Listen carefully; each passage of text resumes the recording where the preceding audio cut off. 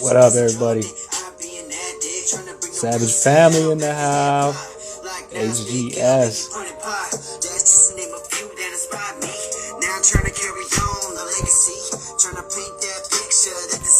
So everybody see it in HD, cause lately this is all I see. Yeah, these new cats disrespecting OGs, but without them, where would we be? So I'm proud to say that I'm a real MC. Lil Jim. Yeah, I think I came a long way. Savage family. Joining the live real soon. Just hoping and praying that one day this will all pay off in the end. There's been a lot of long nights spent writing rhymes over and over again just to hear y'all scream my name, Lil Jim. Lil Jim. Goddamn, yeah, we killing shit. They don't know what they dealing with. Yeah, beast off the leash, couple savages, and now we gonna run a nigga. Y'all check out his music. Y'all follow Lil Jim. Like Frankenstein, the beast are reawakened. It's almost my time. I'm officially waiting on my competition. I'm slowly long way. Check out Lil Jim. He's in the house. Lil Jim. H.G.S. Yo, brother. What's good, bro? How you doing? Man, I'm chilling, bro. How you doing? It's good, bro. Nice to meet you, man. Everybody that's tuning in right now, this is Lil Jim, H.G.S. Savage Family. What up? He's serious about this production. You know, from what I'm hearing, the Roots project, bro. It's beautiful, fucking beautiful piece, man. I love it. You know, the cover, the artwork.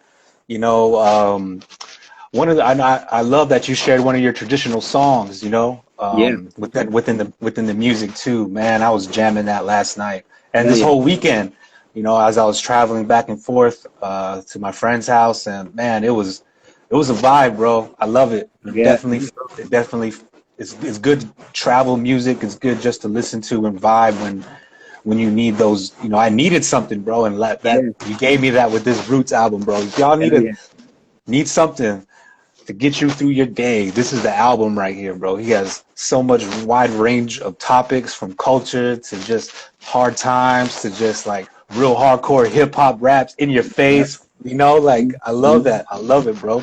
Let's talk about for everybody tuning in right now, let everybody know where you from, what res you from, rep your tribe, whatever you want to say, bro. Let's get it going.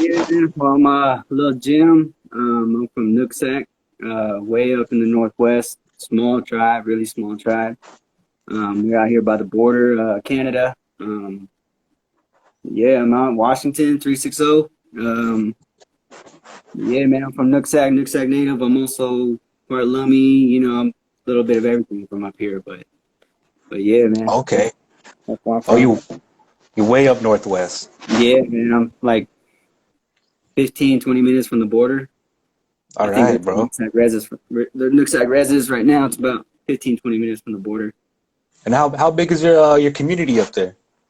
It's pretty small. I mean, they only have we don't have an actual you know, like how reservations have it's like big area. Nooksack Res, they mainly have 4, maybe 5 neighborhoods, and that's pretty much the whole res right there. It's kind of spread out, but it's a pretty small community, but it's kind of like, you know, everybody knows everybody and all that. Right. Was there like any as far as your upbringing, how was that like on the res? It was good. I mean, I grew up partial in Lummi, partial in Nooksack. When I was a baby, we lived out in Nooksack, and my mom, she's Lummi, my dad's Nooksack, so kind of best of both worlds right there. And yeah, man, I don't have any brothers or sisters, so I grew up with a lot of cousins. They became my brothers and sisters, and moved out to Lummi. I went to elementary out there for a little bit, and then kind of around middle school, high school, I moved back to Nooksack, and my parents stay out there still to this day. They got some land from my grandma, and they put a house on it, and like all my aunties are kind of living around that area, and all my cousins, and I'm living in town right now, but turned into a city Indian, I guess. Hey, we But all got to do what we got to do, man. yeah. How about hip hop? How was that in your life growing up? Well, my uncle on my mom's side, he was a DJ. He DJ'd a bunch in like Seattle, and he DJ'd a bunch in Bellingham, and that's I guess that's where I kind of exposed to it. It was more like the funk era that he was into, so it was like a lot of Roger and Zapp, and like like a lot of Cool and the Gang, and like Yeah. yeah, but yeah, he used to ride around with him and used to bump all that the old school 70s, 80s stuff, and then my mom's sister, my auntie, that's who kind of I guess put me into hip hop. Like from my recollection, my first song that I remember hearing was "Only You," the 112 and Notorious B.I.G. Oh shit. Yeah, Yeah. used to ride around I, with her with that. She used to bump that all the time, and yeah, I think around middle school that's when I got my first like actual hip hop album was the Tupac Greatest Hits. mm, Um, I was vibing with that for a little bit, and then it was all kind of a rap from there. I started rapping probably when I was 13, 15, around there. all right. And let's talk about that. Like, where were you? Just like, were you writing lyrics? Were you performing? Were you in the studio, or was it just like you're just trying to rap, trying to Yeah, get down your flow? I guess I was thinking about it the other day. Like when I first got started, I remember like the first recording I did was on the old flip phone, and then like you can make those voice memos, and I just took like an Eminem beat, something like that, and like just wrote a little bit of lyrics here and there, freestyle a little bit, and that was like the first little bit and how I got started. And then I think yeah, Savage Family was doing a tour, and they came to Lummy, and we had a youth program that would take us like to dances and concerts and all that. And then they got word that Savage Fam was coming to Lummy, so we went down to Lummy, and that's the first time I met Savage Family. Never heard of any native rappers. Like I didn't even know they existed before that. Like, How old were you? I was probably 14, 15, Okay. and I got their Stealing Back the Sun CD, and I was bumping that like crazy. And I realized that a bunch of them from Tacoma, so like Cisco and Frameless and all them, and I was emailing them back and forth and telling them that yeah, man, I was doing some writing. I really liked that Ancestor song, and me and my cousin, they're like, oh yeah, he said, well, we're gonna have some studio time coming up here. Just come up to Tacoma and we'll get you on a track. And like, if you really like that Ancestor song, throw a verse on it. We can do a remix. And that was the first actual song I ever did was the Ancestors remix. And um, like a lot of people didn't even know that we were writing music then. I came back home and my mom and dad were like, "Oh, where'd you go anyway?" I was like, "Oh, we went to Tacoma and went to the studio with Cisco and all them, and yeah, I just Cisco's in the house. yeah, What up, Cisco? what's up, Cisco?" Yo, But yeah, they Savage Fam. put me onto that Ancestor song, and just kind of blew up from there. Then me and my cousin Curtis just kind of kept on making more and more music, and I started investing money into actual studio stuff and kind of perfect the craft. What about so when you first heard Savage Family, like Mm-hmm. and then what they were rapping, like what did you think when you first heard these messages, these songs? What Man, came it was powerful. Like I just posted on my Snapchat the other day, like the song that really hit me was "End It," and just because like how much drama there was like between natives fighting natives and like pretty much mm, traffic, just about like we got to end this like this hatred and like come together. And uh, when I heard that, I was like, yeah, because I when I was writing, like I couldn't figure out like what I really wanted to be writing about, so I was just like writing about stupid shit. And like, but after I heard that, I was like, this is something I can get behind because like I walked the cultural life with my mom, like with all my family, and like that's what they're all about. And I was like, want to spread a good message and just kind of took it from there. I was like, because there's not many natives out there that are rappers and like can tell natives that they can be proud. Like, because the high schools I went to, it was mainly all white or Hispanic, and that's where I made a lot of my friends was Hispanic friends, and I think there's maybe 4 or 5 natives in the whole school.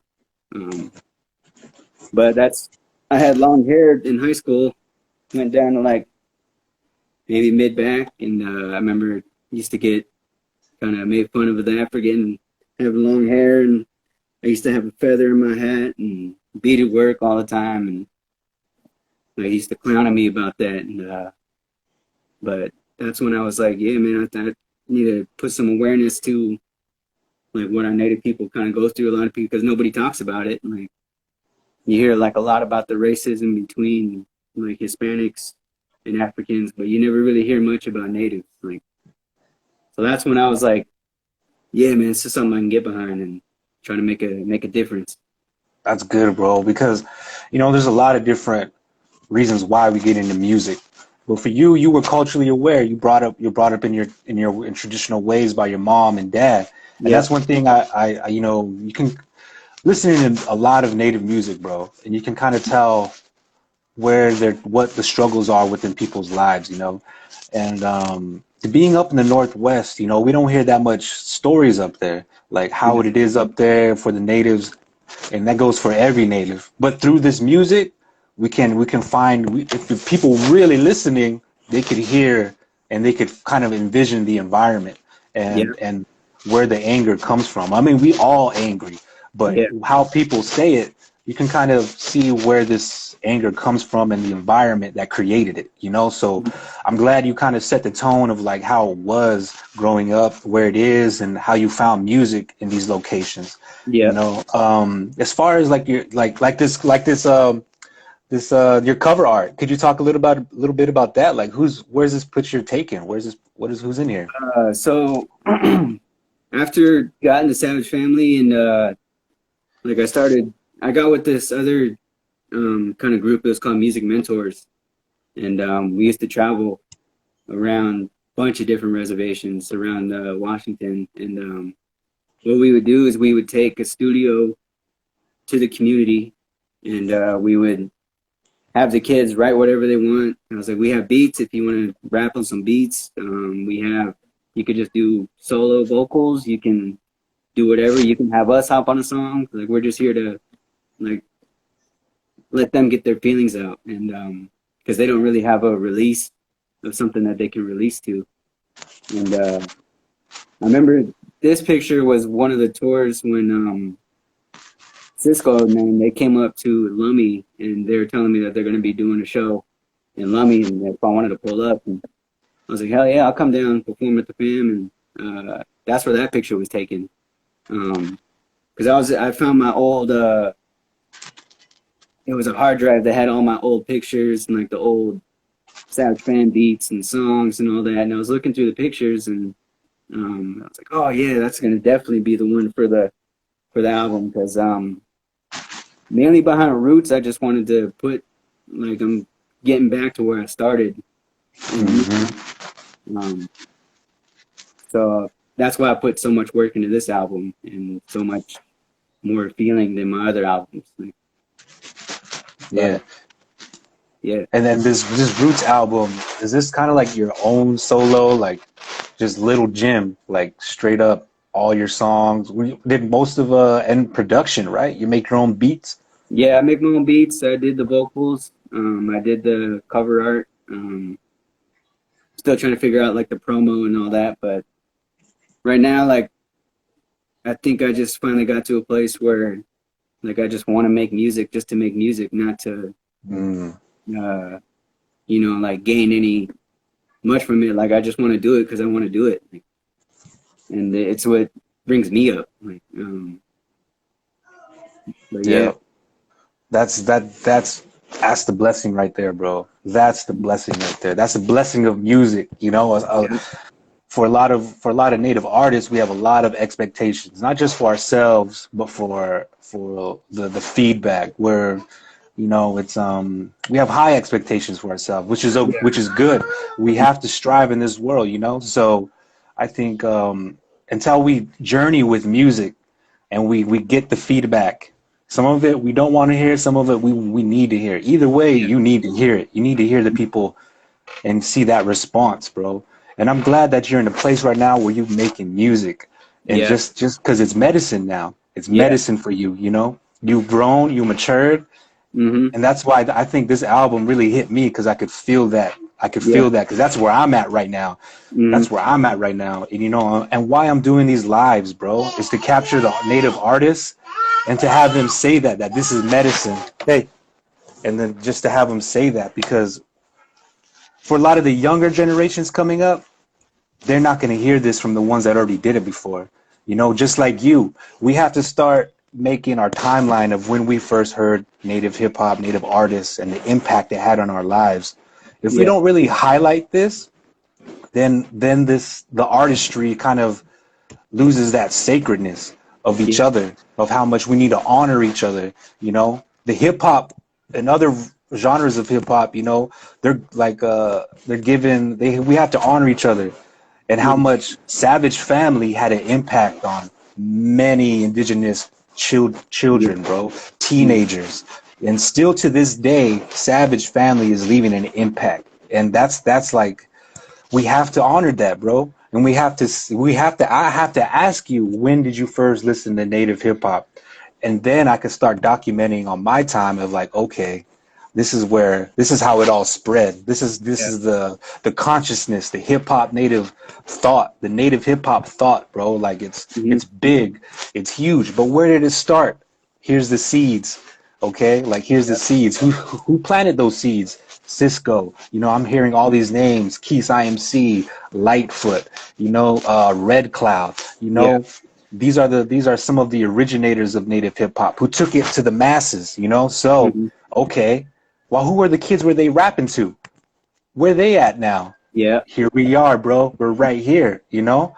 Now we have to honor where it all came from.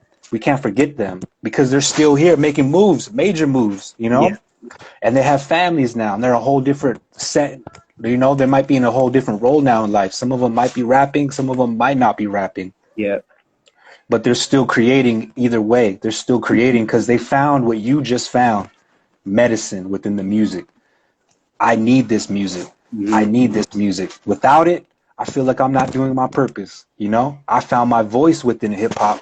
I need to keep finding that voice and make it Yeah. stronger and louder.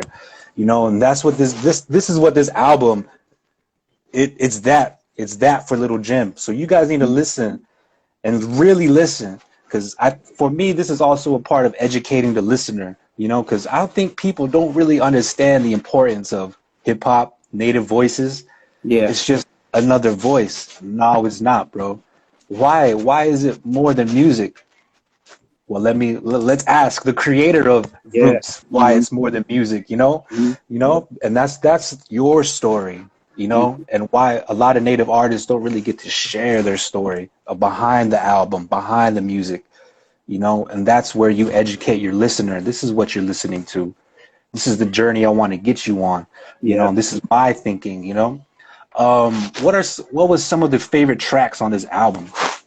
Uh, I think for me, Stronger Together. I really like that one. My bro Samad, he really killed that verse on that one. Outdated. I really like that one. I liked working on that one. It's probably one of the favorite beats I've made so far. Just because I've had a lot of people tell me that my music is outdated and like they're like I don't know why you keep on trying to do this and that. Like I was like, because I'm not. That's what I'm comfortable with. Like I'm not gonna switch my style just cause like No Limit. That's another good one. It was funny. I remember after I finished that one, I sent that to Stewie, and 'cause I was like, I'm not sure if the levels are right, so I want to get another ear for it. And he's like, bro, that shit slaps. He's like, you mind if I throw some ad libs on it? And I was like, oh yeah, go for it. And that just turned the song into a whole another different like level. After he sent me those ad libs, and then I threw that on there, and I was like, man, this track just went up. Like, Talk My Shit, that was another good one. I really like that one. Um, Yeah, Legends Never Die too, because Yeah. that Legends Never Die song was original. Me and my cousin Curtis, we did that song a long time ago. That was my first album. It's Legends Never Die. And I just wanted to bring that back, and that's why I named it Roots too, because a lot of these songs were remakes and stuff that I couldn't put out on streaming services because I didn't own the rights for it. So I wanted to make the beats and just so I that we can own everything that comes out of it. So like we don't have to worry about somebody saying, "Oh, that's my beat," and you can't be using it like that. You can't be using it for profit. And so that's why I really wanted to do everything on this whole album: the production, the beats, the cover art, and just to say that's all me. Like, Yeah. Did you go to school for any of this production? no, just Well, that's what's YouTube. up. Yeah, Hell yeah. Yeah. YouTube University. yeah, I mean, that's where a lot of natives go, to learn, to research, even just internet, basically, So there's no power taken away from where you're learning it, as long as you're learning, yeah. and as long as you're getting things done. So everybody that's watching, don't be afraid to get down with what resources you have Hmm. and try to make it work. You got to make it work. That's the mind, that's the heart of a native. We're going to make it work. That's the resiliency of our people, of our creation, of how we create. We Yeah, got to make it work, bro. And I'm glad that you say that. So what kind of studio are you working with? You got programs, microphone? yeah. What do you got? I built my own computer 2 years ago, I think, because I was using a Mac Mini, but I think I've had that for almost 8 years. So it was getting really slow, and the memory was getting super filled, and I was just kind of running out of space to put stuff. So I looked into how to build a computer and just so I can customize everything the way I want to. So I built a computer. I'm using Studio One for vocals and recording. I'm using FL Studio for the beats and all that. And I just went through, I don't know how many different mics just to figure out what one I really like. Because now that I live in an apartment, like I can't soundproof it the way I want to. So I bought a different mic, one of the Shure podcast mics, just because like I learned that if you use a dynamic mic, it picks up everything around in the room. But if you use one of the Shure podcast mics, it just picks up what's in front of it. So like if you're rapping on it, like it's not going to pick up all the echo in the background and on the sides. It's just going to pick up the voice in the front. And yeah, I've just been slowly building up my studio.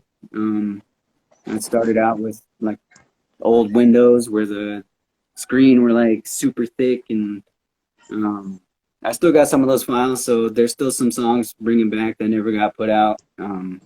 Still got some vocals on there that's thrown around, and but yeah, that's what I'm working with right now. It's slowly coming together to where I want it to, but Oh yeah, bro. And what when did you start creating this project right here? Was it something you've been working for a couple years, or is it something you just said, I'm gonna do this project right now, pandemic?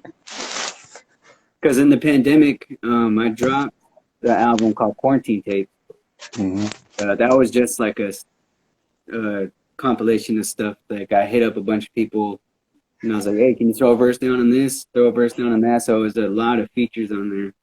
And after that, I was like, "So what am I gonna do next?" So that was like last winter, I think. I was like, because that's when I first started getting back with Cisco, and then that's when I started making music with Stewie. And that's when I was like, "Well, I'm back with H.G.S. Savage Fam now." So I was like, I need to like. I was trying to think in my head how I want to make my first comeback for it, and I was like, Roots would be really dope. I was like, because I'm going back to where I started, and that's where it kind of came from. And then I was like, well, if I'm gonna do Roots, I was like, then I should bring back some of the songs that I didn't get to release, or that never got to really see the light and just remake the whole thing. So that's how that kind of came together. And yeah, I think because some of those songs were about almost 8 years old or so, then just remade the beat and gave them more production. Some of the other songs on there, like I made maybe 3 or 4 years ago, but like I wanted to give it a whole different spin on it to getting back to with Savage Fam. So that's what the whole roots was I'm getting back to like where I came from and how I got started with hip hop in the first place. Yeah, that's amazing, bro. I think that's the journey of music, of art. We'll always travel. We'll always travel with it. It was going to take us many places. One day we're going to have to come back to where it all started.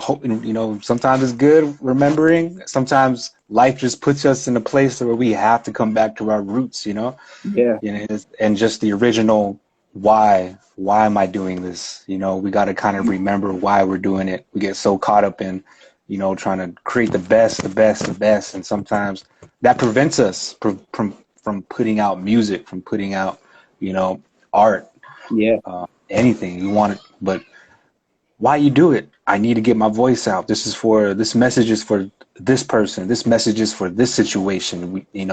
So I'm glad you're digging in your libraries, bro, and putting out music because from what I'm seeing, you got timeless music, bro. You have some messages that resonate still to this day. hmm And is there like songs that directed to your community? Is there songs that you're specifically speaking to your people?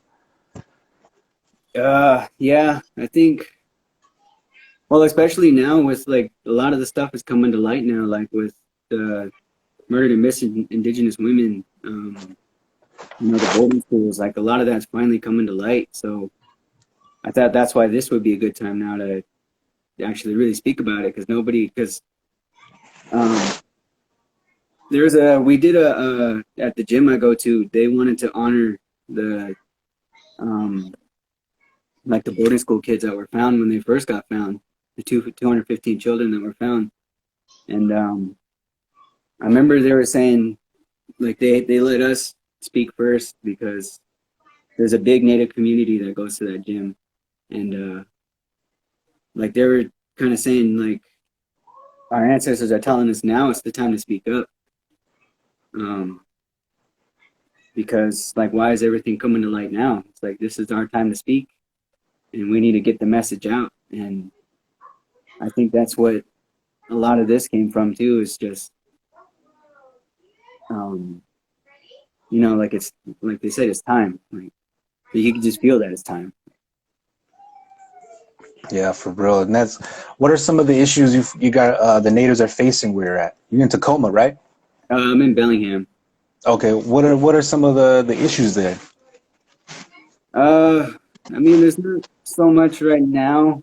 I mean, I kind of just stayed in the community and, um, just a lot of fishing stuff, uh, letting us like do what our treaty rights, um, Mm, a yeah, lot of fishing, crabbing, stuff like that. yeah. I think I remember hearing some stuff a couple years ago about how people are really mad about you guys' fishing rights, our fishing rights, hunting Yeah, rights. They want to hunt where we hunt, they want to fish where we fish, but they can't. And I feel like there's a lot of hardcore white supremacists up in those mountains. yeah, hmm Yeah, I think yeah. I Because was reading about that. I work for Natural Resources, Nooksack Natural Resources. On my when I'm not doing music, that's what I work for, and we work to restore the salmon. So we're building log jams so they can have a place to go to and making more habitat for them. But like I went to a couple stores up there just this last project we were doing, and just everybody looking at me all crazy. Just I think because I was growing my hair out, and it was summertime, so I was darker, and so I was like, but I got I guess kind of used to that. Hmm. Looking at me crazy if I like. I remember me and my cousin went to this restaurant. Everybody like turned around and stared at us, and I was like, yeah, there's a lot of racist people around these parts, but How was through this time of change? You know, we're living in so much change, bro.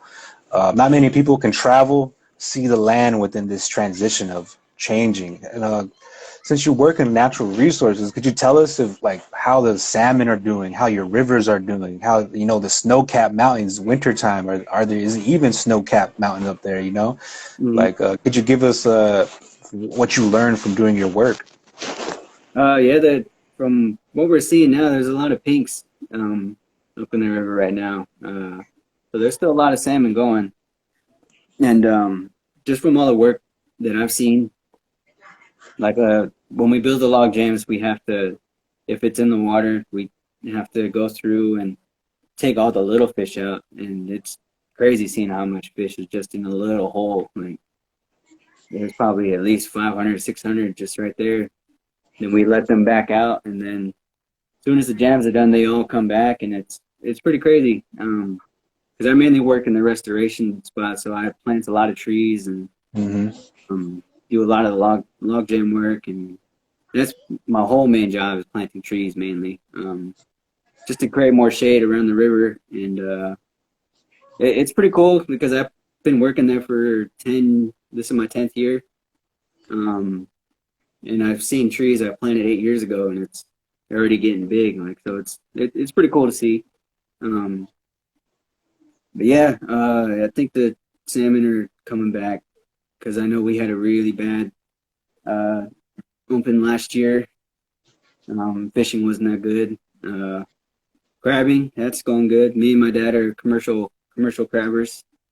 Um, we just got done with the crab open actually last week, and got a lot of crab actually. I think we had around 500 pounds or something within those 2 days.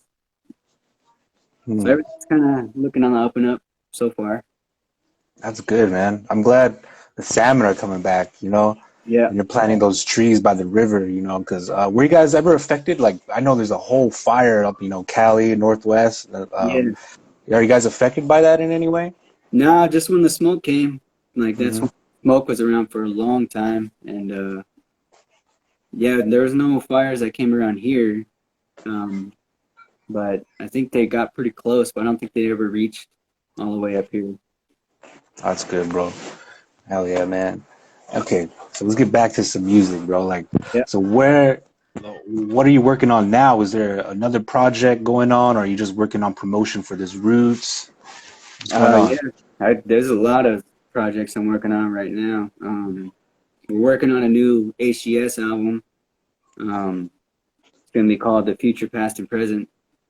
Uh, so we're kind of doing the same thing I guess I did with Roots. We're bringing back some of the older songs and we're putting our own verses on it because um, when I was talking with Cisco, he was saying that he's like starting to feel it back, and me and Stewie, like we're kind of the new, I guess, present HGS Savage fam. I guess to like we're the newer voices for it, um, but we're bringing back some of the older songs. Like we're doing some remixes, like the Eagle Feather, Witness, um, Come On Get Up. We're making some originals. Um, and then I'm also working on a joint project with Saman. I was just mixing some vocals actually before this, some stuff he sent me. I think we're calling that project Painting Pictures. Um, and then I'm working on another solo album, one of the older ones I did. Like I'm trying to remake a lot of my older stuff so it's better quality. And that was the Come Up. I'm redoing that one, better verses, and I'm making a bunch of beat packs right now. I made a beat pack for one of the younger natives up here. One Chance, he's pretty dope. Go check him out. He's dope. I'm making another one. He goes by Dreamcatcher. He's from Tacoma, I'm pretty sure. He hit me up for a beat pack, so I'm making another beat pack for him. And, yeah, I'm just working on a lot of stuff right now, and then trying to get the merch going and trying to come up Oh with yeah. new ideas. Oh, so you do graphic designing too? Yeah, well, like I do like a lot of the like I did a lot of Savage Fan merch like a couple months ago. I put out a bunch of orders because I got a Cricut and then I bought a press and I started making hoodies, shirts, flags, face masks. I made a couple hats, like this one. It's, H.G.S. That's fresh, and dude. it has the Savage Fam logo on the back. And then I came up with the Northwest version of the Savage Fam logo. So I kind of made my own Savage Fam logo. Um, then I'm just trying to stay up with that because I was trying to start my own, I guess, my own brand and call it P&W, Proud Native Wear. And still trying to come up with some designs for it, but eventually it'll get there. But I was busting out a bunch of Savage Fam orders because I remember when I was like teenager when I really wanted some Savage Fam shirts, hoodies, Hmm. and we just didn't have nowhere to get it because we didn't know where to get it. So we got some made um, around this area, and then I was like, if I can be that person to make the Savage Fam shirts and the face masks and the flags and all that, like I'll do it. And still trying to keep up with orders, but I need to get an online store or something made because it's hard to keep up with the orders on Instagram and Facebook and all that. So For real, man. I've seen that. I've seen that. I've seen some orders even all the way down in like New Zealand, you know, or like some Maori people wearing your HGS, you know. I was like, damn, these guys are worldwide, bro. yeah, Savage Family, you know, HGS. I mean, you guys have left us such a big impact, you know. I'm everywhere I go, people know Savage Family, you yeah, know. Uh, I was doing this Viceland series, and they asked me, they're like, who's the most radical rap group, native rap group? And I was like, Savage Family, bro. mhm. Savage Family. You got to get Savage Family, you know? And that's when they met Stu. And that's when I met Stu, like, face to face. I just heard his music and just seeing his videos, and, you know, and like, I was like, yeah, these guys are still out doing their thing, bro. And I finally seen what you guys do working with the kids, how you guys connect to the kids. That's something a lot of people don't see. Or what they Mhm. see is Savage Family, like, you know, wild natives, you know, like don't give Yeah, a shit about nothing. They ready to cut throat. You know, they cutthroat mhm. natives, bro. Like they don't Yeah, play no games, bro. And so that's what people see.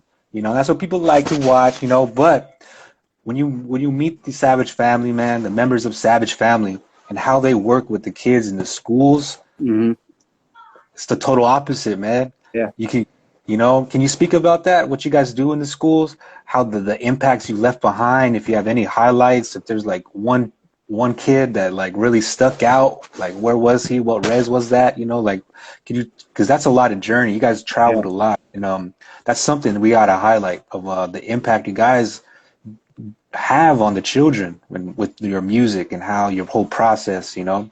yeah. I was doing that.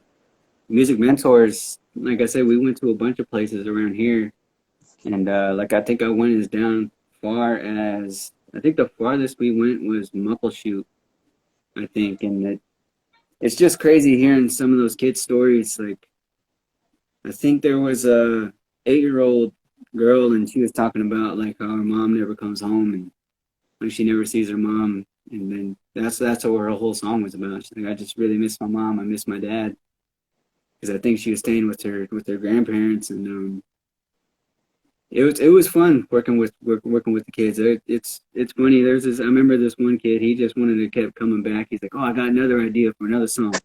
Yeah. All right, cool. I was like, "What beat you pick?" And then he picked another beat, and he's like, "All right, I got another idea for another song." I was like, "All right, cool." And he would come back like almost every 20 minutes, like just, it's like, "Oh yeah, yeah, I got another one, another one, another one." And then we did some of like the youth conferences. I think we did 2 youth conferences where we had our own uh, kind of session that we have with I think a group of at least 20, 30.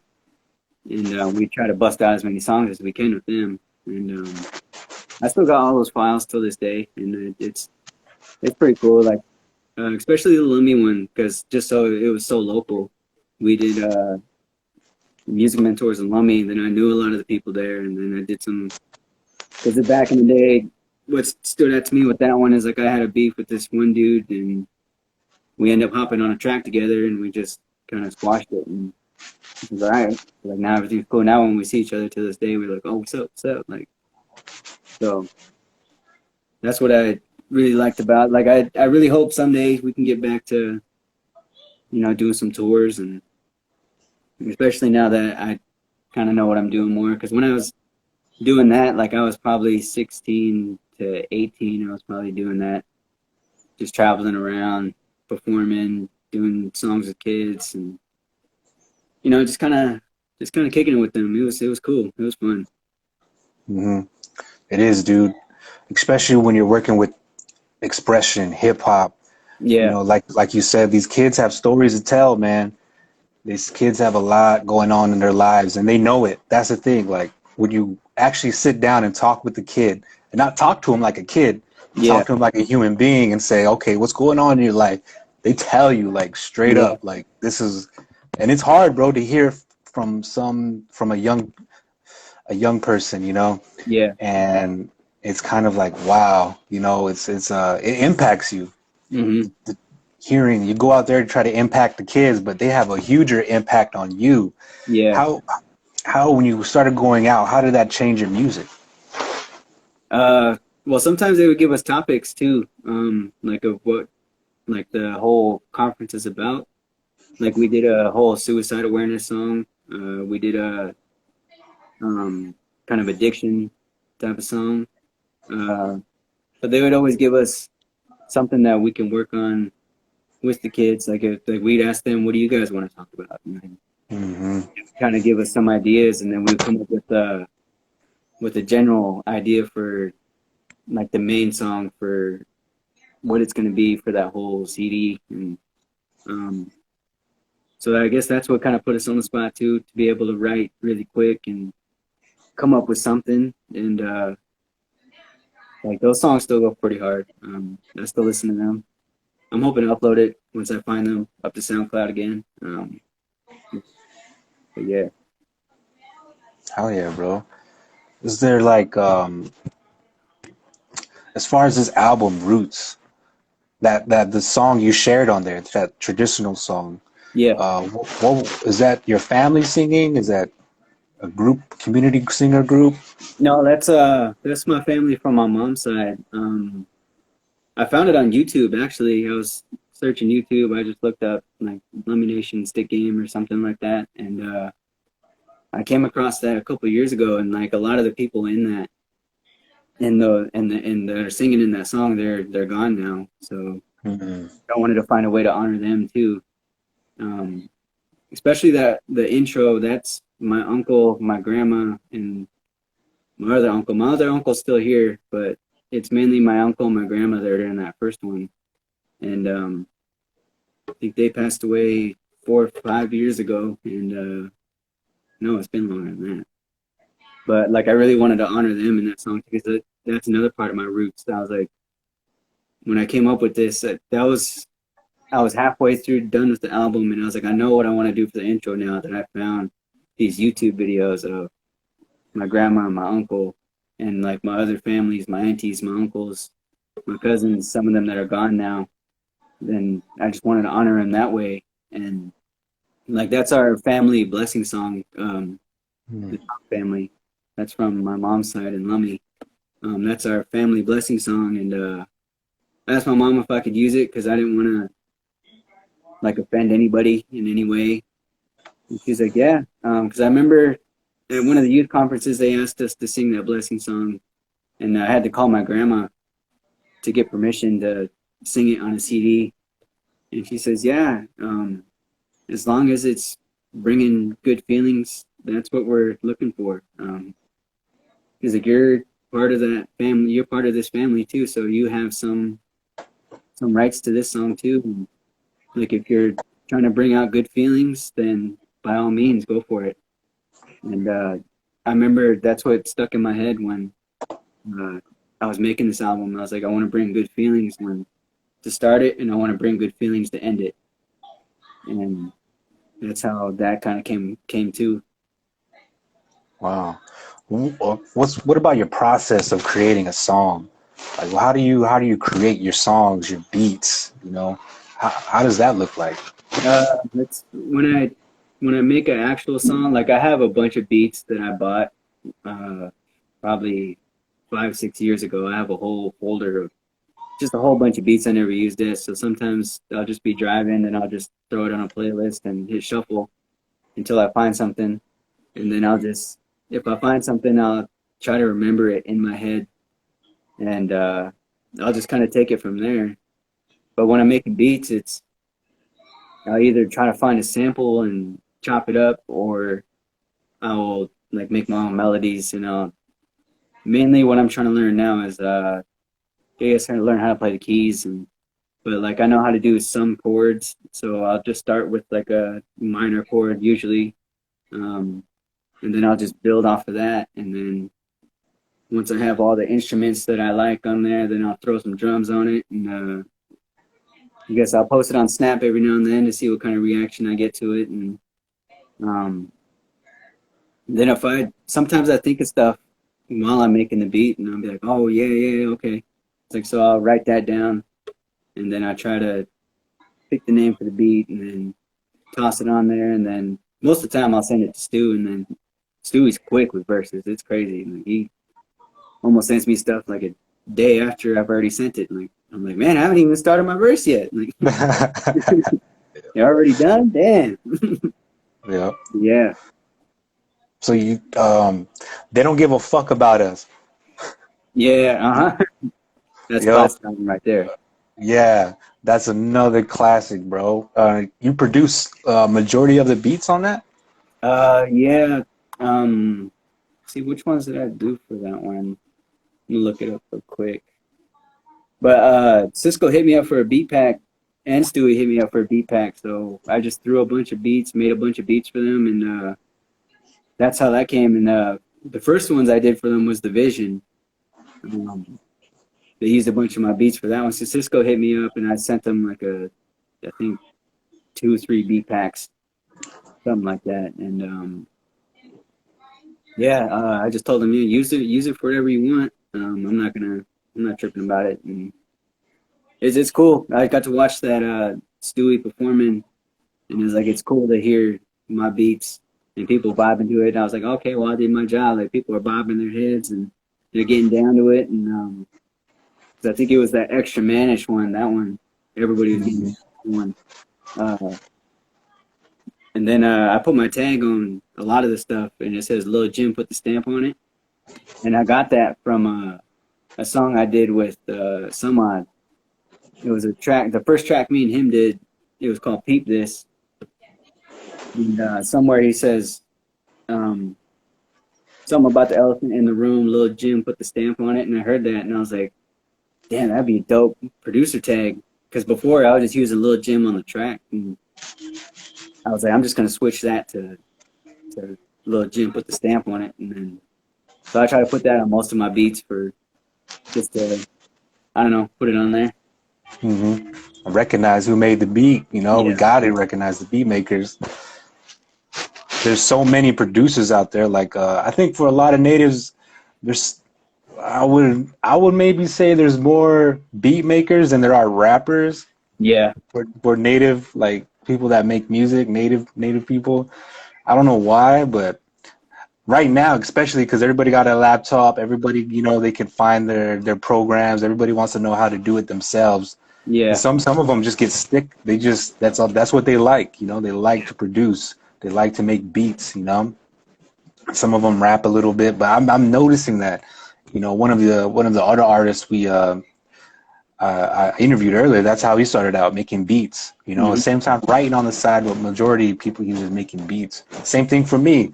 Like I wasn't recording, I was recording people. Like I was recording all the homies, I had all the equipment, and then they're like, you should rap. And I was like, oh, okay, maybe I should. And then I started picking it up. So it kind of works out like that.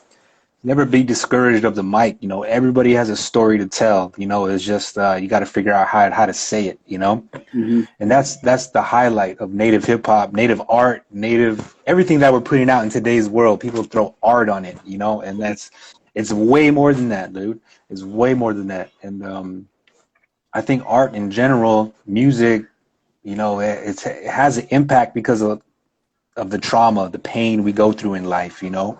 Yeah. And that's where I always try to remind people: you don't think you don't have a story to tell. You know, you're living it. You're living it right now. When you look back, or whenever you recognize your trauma as it's happening, that's when you want to pick up a pen. That's when you want to start creating. When you're in the shit and it's just like, oh, I need to get. There's no one to talk to, no one around. Something, no one will ever get what you're going through. You tried it before. They don't kind of. It's the same thing. You get the same feedback, and it's just not working. So, you know, we turn to other things. Some turn to addictions, other things. But for us, we found music, and Yeah. that's one thing. Is like I try to remind the artists, all people of that I know come across, is like when you're in your darkest times, you want to write. You Yeah. want to write. Hmm. Yeah. Is that when you write too? Majority of your music, or you always write? Yeah. That's where some of the a lot of the stuff came from. Were I guess when I'm sometimes like I get really bad writer's block. Like that's what I was kind of going through the last couple of weeks. So that's when I'll turn to just making beats and um. But yeah, a lot of some of my most meaningful songs came to in my darkest times, and I put that in a lot of my lyrics. Like I said, there was nobody to talk to, but this pen and pad was here. These beats were here. Um, but yeah, that's when I mainly try to get like a lot of my, especially like when they found those 215 kids. That's when I started writing a lot more, Hmm. and just because I could feel it inside that like it was hurtful and needed to find some way to get it out. Like, but yeah, Was your community impacted by boarding schools? yeah. My grandma was in a boarding school. I know a lot of the Lummi elders were in boarding schools. Not even mixed elders. Um, I'm not sure of what schools are around here or were around here, and I know it hasn't really been searched or anything around here. Like a lot of stuff that has been searched was in Canada, and I think I've seen that they did check a couple that were in the States, but yeah, my mom used to tell me stories about I think it was my great grandma was in boarding school, and she used to tell me stories about that. She didn't really like to talk about it, but as I guess kind of her time came, she finally opened up about it and kind of told my mom what it was like, and yeah, my mom told me about that. So um, it's good it's coming to light now, though. I think a lot of the natives like what they're saying in that in our James videos that all of us were affected in some way. Like we're the survivors of what they tried to kill. So we're the ones carrying everything that they tried to take away, and we're still living those traditional ways still, even till this day. Hmm. That's beautiful, man, because it is true. We've been affected, you know, even for like a lot of the younger generations, you know, that trauma is still in them, you know, that trauma.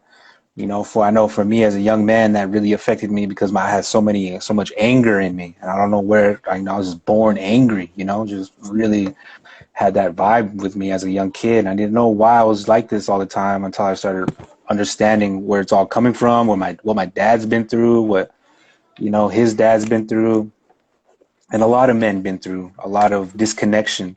They couldn't really show their affection, be affectionate, be vulnerable. You know, we were always on guard. A lot of young native men. That's how you like that is kind of thrown on us. You know, the how a man should be, how a native man should be in so-called America or in the state or in the county in school. You know, it's like at a young age we're told to be different. We're told to stand up straight whenever you're in class, or when the flag come on, you put your hand over your heart, and Yeah, all this stuff. Like it really, for people that don't really think about it, it has an effect, you know. And when we grow up, when we start having kids, it kind of and you're making music. It's like, wow, I need to really teach my kids how to use their voice, you yeah, know.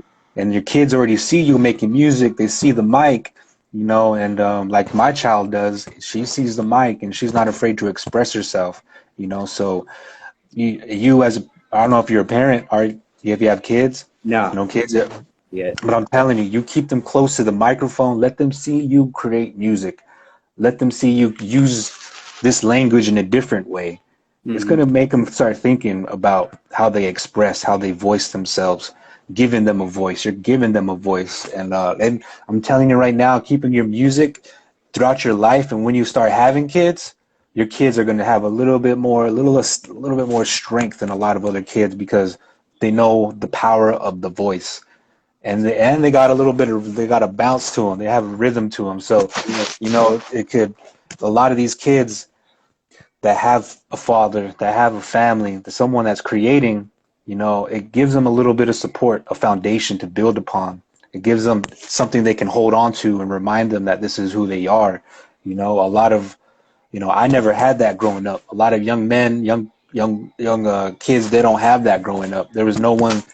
Here you go. This is us. You know, for a lot of kids, they're not having that time. You know, they would rather in today's world pick up a phone than a feather. You know, majority of the times, and so that's where our job's in. I'm glad you're doing that, not just for you, but for your family, your future generations, and your community, because that's our responsibility. I take it more than music. It's like we're just writing documents of our life. You know, it's like a journal, Mm-hmm. and you know, when I started recording with intention and remembrance of my future kids, grandkids, great grandkids, when they type in indigenize or they look up grandpa, they're gonna see all these Yeah. tracks come down, you Mm-hmm. know, Yeah. and they're gonna start listening to your story. They're gonna start listening to how it was for you, your messages, world messages, you know, personal messages, sacred messages, you know, angry messages, sad messages. So they're gonna see. That's one thing I always try to keep in mind as I'm expressing myself and recording tracks. I need to get every emotion out of me. I need to be very honest and kind of just, if I want to, that's how I kind of do it. So this is what I'm thinking right now. Boom, boom, boom, boom, and then you know Yeah. it's out. You know, and I'm very proud that you're doing that. You're doing it, and it's gonna all come back later on in your life when someone plays your music, and they're gonna say, "Well, this is what it did for me. This is Mm-hmm. what." Guarantee you, you might meet one of those kids you rapped for a long time ago. If you haven't already, and they're gonna Yep. tell you, "Bro, I remember you, man. You Yeah. did your music." There's one that hit me up on Facebook. He's like, hey man, you remember me? He's like, you came to, I think it was Esquimalt up in Canada. And I was like, yeah, man. I was like, I remember you. I was like, I remember, I think you did 2 tracks. I was like, one of the first couple beats I made. He's like, yeah, man. He's like, how you been? I was like, good, man. Chilling, making music still. He's like, hell yeah. He's like, well, send me some. He's like, I like to hear it. So I sent him a last one of them. And so it was cool. And I was like, man, this kid got super, like, he's tall and grown up now. Like when I first met him, like he was probably, I think, 7, 8, probably something like that. Like he's pretty much a man now. I was like, man, that's crazy. For real, bro. And that's how long that impact lasts, man, forever. Because Yeah. that's what I'm saying. This music, bro, you cannot forget what you've done with your music, man. You left the impact for a lot of kids, man. That's why I had to do this interview and always give respect to Savage Family. Yeah. Always give respect to Savage Family. I got to set up an interview with Cisco because I know he has a story to tell. Oh yeah. You He has know, a 'cause lot to tell. everywhere, every Savage Family I try to get down and have a conversation with, his name is always brought up, and I Yeah. have never. I think I met him maybe a couple times, bro, but I never really sat down and like talked with him and like, you know, picked his brain about how he got into music, Savage Family history, you know, Mhm. and where he's at right now. I mean, that's what I got to do. So shout out Cisco, man. Yeah. He's he has the heart, he has the mind. He put, you know, the whole Savage Family together, you know, and kind of Yeah. made a real powerful message that Savage Family lives with till this day, you know. So Cisco, shout out to you, man, wherever you're at. If you're Yeah. still watching, we love y'all, man. Keep doing your thing, and we need more music, you know. Oh yeah. Working on it. Um, hell yeah. Is there like anything else you want to share with the people? Yeah. Hopefully soon. we're still working on the new H.G.S album, and some of the people hopping on there that guess are coming out of retirement, and some of the people that we used to do music with back in the day, Savage Family, like the homie Frameless. I did a bunch of tracks with him when I was a teenager, and he was like, "Man, he's like, I'm really feeling the movements coming back." He's like, for a long time, it felt like it was kind of silent for a little bit. He's like now, he's like, I feel it like it's back in the day. But yeah, that album's we're working on it right now. I'm kind of coming out of that writer's block. I started writing a little bit today, so I know Stu already sent me like 6 verses, something like that. Uh, Always working. But yes, hopefully soon that new H.G.S album's gonna be coming out. Hell yeah, bro. And I always ask this question, or not question, if more or less, if there's, we're all having it hard now, bro. Pandemic, people can't go where they need to go, can't Mhm. harvest the things they need to harvest, have ceremonies where they usually have ceremonies. So if you have any positive messages, bro, for the people that are having it hard, depression, anxiety, suicide, alcoholism, addictions, if you have anything you like to say to the folks out there that are having it hard. Man, you just gotta keep your head up. Like, this time will pass. Uh, like I always think about, wasn't a Tupac song? For every dark night, there's a bright day. After that, and that's what kind of my mom kind of tell me too. Is like it's just a day. It's if you had a bad day, it's just one day. You can't let it dwell on you. You can't dwell on your past. You can't change anything from the past, but you can change something for the future. You can change what'll happen in the future. Um, that's what always sticks with me. What my mom always told me when I was growing up, when I'd be dwelling on something or like, you can't change what's already done, but you can change what's gonna be coming to you. Hmm. And be humble and uh, yeah, I mean that's what I try to do, to stay humble and just keep your head up and feel down. Pick up that phone, call somebody. If anything, you can hit me up on Instagram, Facebook, whatever. But yeah, I think that's all I got to say for that right now. All right, brother. Well, that's good. I hope. And if you're having a good day, just bump this album, Roots, man. But It'll yeah, help you bring up. You hear those songs, man. It's gonna take you back to some good memories in life, like how it did for me. I was listening to those songs, and I went back, bro. I went to a lot of old fireplaces I made, sweat lodges, whatever, man. It took me back to that, like how a lot of people are saying, like Savage Family. Those vibes are back, bro, yeah, and I mm-hmm. can feel it, man. I can feel it. Like Savage Family is coming with it, bro. Yeah, H.G.S all day, and I'm mm-hmm. glad y'all are gonna hold it down because we need y'all out here, Mm-hmm. And I'm glad y'all, the new generation, you, Stewie G, shout out Stewie G. You guys are making music that we can all vibe to. Yeah, We can all go on that front line and we can stand proud, bumping this music behind us, lifting us all up, to just traveling and having a good time. HGS Savage Family right now, Lil Jim, they got music for any type of mood you in right now. So mm-hmm. that's the beauty of today's generation. Yeah, We got so much to say, and we got so much to give back to, so much to give, So organize your thoughts, my natives, and start getting your words right, and let the message just speak, because it's the time is now to speak, just like you were saying, It's the time is now. It's our time, and I'm glad to have you, little Jim. yeah. Thanks for having me, bro. Thank you. Yeah, Yeah, we're gonna have to whatever. collab sometime. Yeah, definitely, bro. I'm in that same zone. I'm trying to create, but I'm so caught up with these just trying to catch everybody's life. I'm kind of busy with these Instagram lives and listening to Yeah, everybody's music, doing my research about them, sure. and just trying to, but it's helping me because this is what's lacking with our genre. We Yeah, need we need to honor each other.